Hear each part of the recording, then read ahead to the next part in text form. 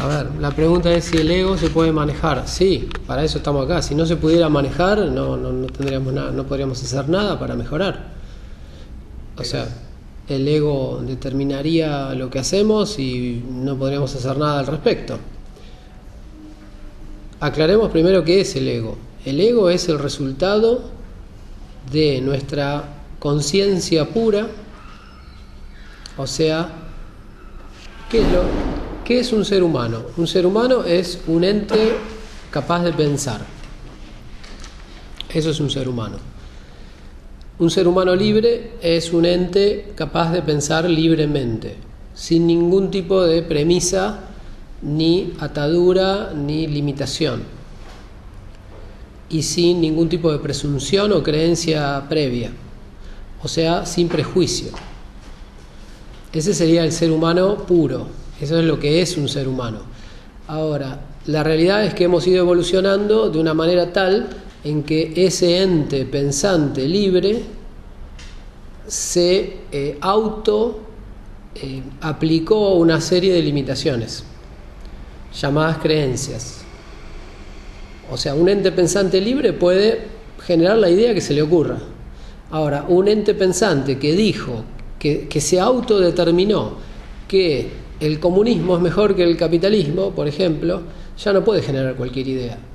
Solamente puede generar ideas en línea con esa creencia básica. O si un ser humano se fijó la creencia de que todas las personas de tal raza son inferiores a todas las personas de otra raza, entonces ya a partir de esa creencia básica, todos sus pensamientos van a estar en línea con eso, con esa premisa. Entonces ya no puede pensar libremente. Piensa de acuerdo a una limitación que se autoimpuso, que aceptó normalmente del contexto, ¿no? Entonces, un ser humano es un ente pensante libre. Ese es el yo, la identidad, el ser, la esencia de una persona. Ahora, a todos, ¿qué nos ha pasado? Nos ha pasado que ese ente pensante ha adquirido una serie de creencias, la gran mayoría falsas, creencias falsas que establecen un marco limitante a lo que ese ente pensante puede pensar. O sea, antes podía pensar 360 grados, o sea, pensar en cualquier dirección, soy totalmente creativo. Ahora yo mismo me he determinado que de esos 360 grados solamente puedo generar pensamientos en 30 grados de amplitud. Fuera de esos 30 grados está todo o mal, o prohibido, o no corresponde, o no sirve, o no anda, o lo que sea. Entonces, ¿qué es el ego? El ego es el resultado del ente pensante libre más todas las creencias que se autoimpuso y aceptó. Entonces, el ego es un ente pensante no libre. Y el yo, o sea, el ser humano esencial, es un ente pensante libre. ¿Qué significaría manejar el ego? O en realidad, más que manejarlo, hay primero manejarlo y después, en buena medida, hay que destruirlo. Sería volver al estado original, o sea, dejar de ser, o por lo menos pasar de ser un ente pensante limitado a ser un ente pensante menos limitado. El camino para eliminar limitaciones es eliminar creencias. O sea, ahora yendo a la pregunta específicamente, ¿se puede manejar el ego? Sí. ¿Qué significa manejar el ego? Significa, en primera medida, conocer las creencias fijas que yo tengo y que no son necesariamente ajustadas a la realidad. Una vez que están identificadas y yo puedo hacerlas conscientes, entonces ya estoy manejando al ego. Ahí tengo en mi mano parte del ego. Y como segundo paso, lo que puedo hacer con esas creencias es eliminarlas, destruirlas, desafiarlas, hasta que se desgasten y se vayan desapareciendo. Y de esa manera lo que voy haciendo es destruyendo o deshaciendo el ego, de manera tal de volver a ser un ente pensante libre y dejar de ser un ente pensante condicionado. El ego es un ente pensante condicionado. El yo es un ente pensante sin condición, o sea, libre. Planteado así, queda claro que tranquilamente se puede eliminar el ego, pero hay que trabajar, obviamente, hay que descubrir las creencias y trabajar para eliminar toda creencia falsa. Está en ser consciente, si no te das cuenta de eso, es como lo veo como imposible en realidad.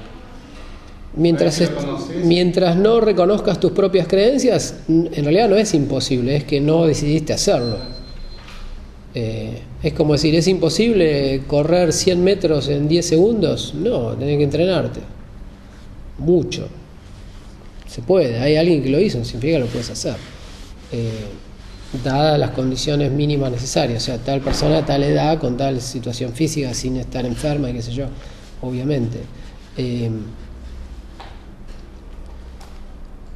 Pero a ver, la posibilidad de detectar creencias limitantes y eliminarlas está.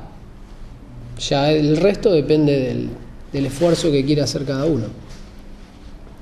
Hay personas que no hacen ningún esfuerzo, entonces son egos limitados toda la vida, personas muy estereotipadas, son personajes, son personas muy, muy características, que son o muy formales o muy estrictas o muy hippies, pero siempre iguales, que tienen características muy fijas o se visten siempre de la misma manera o pertenecen a una tribu urbana y además hasta tienen un lenguaje propio y lo mantienen todo el tiempo. O sea, la persona muy egoica es una persona con muchas creencias, con lo cual se transforma en algo muy específico, muy puntual.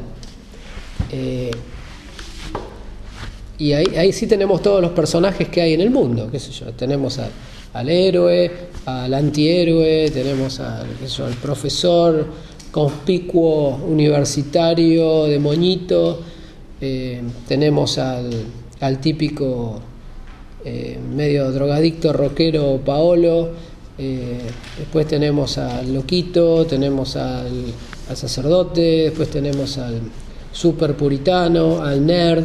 Son todos personajes muy fijos, son entes pensantes limitados, porque un ente pensante no limitado no tiene ninguna forma, o sea, puede ser cualquiera de esos en un momento y al momento siguiente ser otro de esos. O sea, un ser humano totalmente libre no tiene ninguna tendencia fija, no tiene nada, ninguna creencia o tendencia o preferencia que la haya tomado y le haya hecho fija para siempre. No, ¿para qué?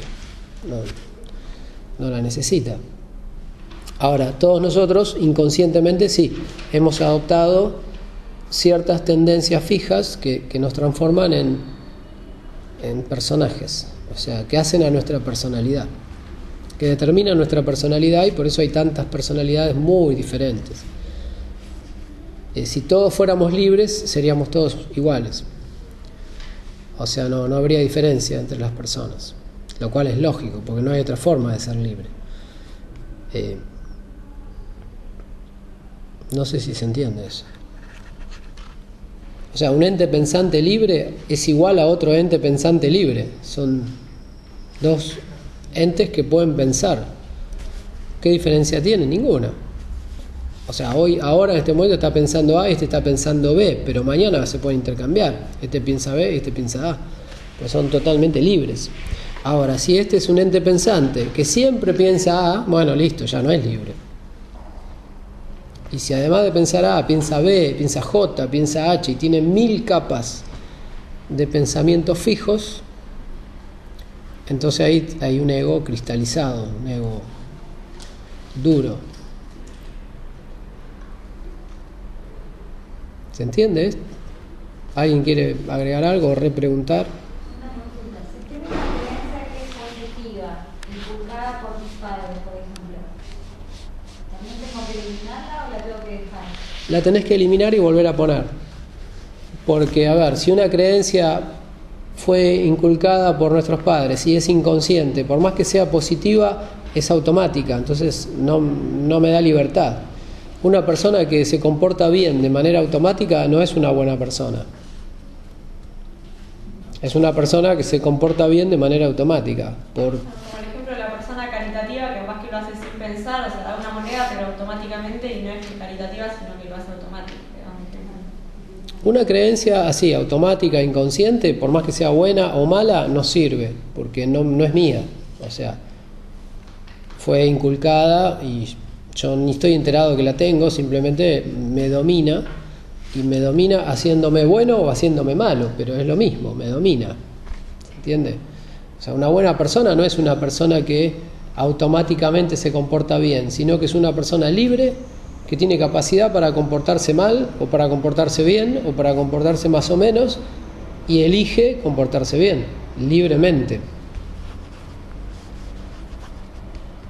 O sea, una persona que no sabe hacer el mal, o no conoce el mal, o tiene miedo a hacer el mal, o no hace el mal por las dudas que lo agarren y lo lleven preso, eso no es una buena persona. Una buena persona es una persona que tiene el mal ahí adelante y lo puede hacer y no lo hace, de manera totalmente libre. O sea, todo lo que hace una persona que no sea libre no tiene valor. Es lógico. O sea, si a mí me obligan a hacer algo bueno, y si yo tengo una creencia inconsciente que me hace hacer algo bueno, es como que me obligan a hacer algo bueno sin que yo me entere.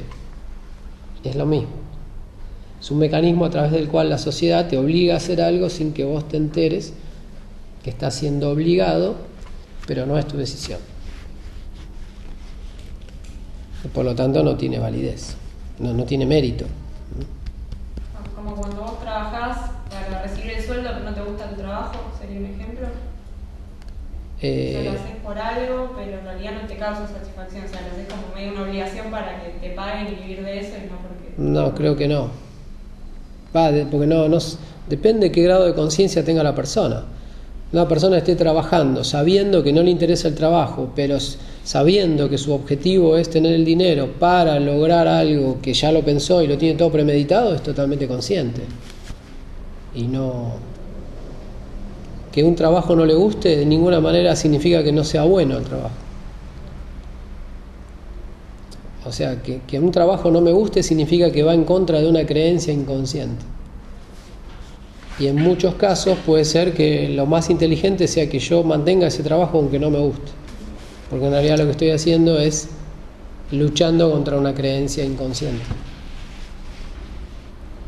De hecho, a muchas personas no les gusta trabajar. Entonces, tener un trabajo cualquiera ya es luchar contra su creencia inconsciente. Y si lo está haciendo de manera premeditada para mejorar, está haciendo un buen trabajo. Está tratando de sacarse una creencia que alguien inculcó de que el trabajo no es bueno, de que no hay que trabajar, de que trabajan los tarados, o no sé, creencias de ese tipo. O sea, siempre la pregunta es si la conducta que estamos analizando, si es consciente, tiene una finalidad, o si no es consciente y no tiene finalidad.